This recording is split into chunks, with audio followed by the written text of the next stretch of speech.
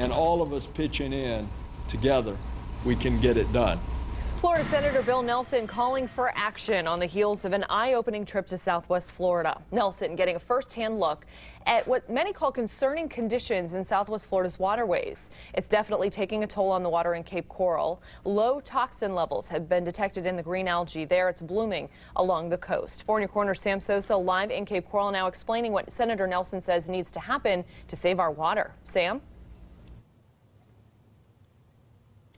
Amy, Senator Nelson and clean water activists here in South Florida say the solution is clear. They want to buy land south of Lake Okeechobee and use that land to store and filter water and then send it down to the Everglades instead of the Caloosahatchee. I just spoke with some residents here next to this Cape Coral waterway, and they tell me they haven't been able to take out their boat in 16 days because of this green fluorescent looking water that we scooped right out of this Cape Coral waterway right here. And the Southwest Florida Water Movement people, they took me out on their boat today to show me just how bad the problem really is.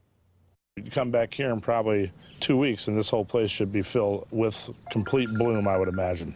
A clean water advocate showing me the green goop that continues to build up in Cape Coral waterways. He says these are the effects. Fish belly up. Obviously you see the dead fish too, which is just making me as a fisherman more angry, and every day, just more angry every day. And they're not the only ones fired up. Senator Bill Nelson holding this press conference in Fort Myers.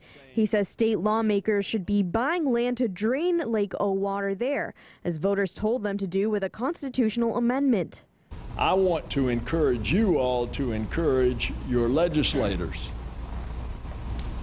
to appropriate the money for what the Constitution calls for. Nelson says the solution is to stop letting the extra water from Lake O flow to our coast and the East Coast, and instead buy land south of Lake O to store, drain, and filter the water there. If that doesn't happen, Nelson and others believe our waterways are going to get worse. How bad is this? It's pretty bad. Certainly looking like it's probably going to be the worst we've seen here in Lee County. And it's not just bad for the fish. He says all this could eventually hurt your health too. The dead algae, which in turn gives you the toxins, and then that stuff actually turns black, which is, if you breathe into your lungs, is actually can be fatal. And you all saw how green that water really is.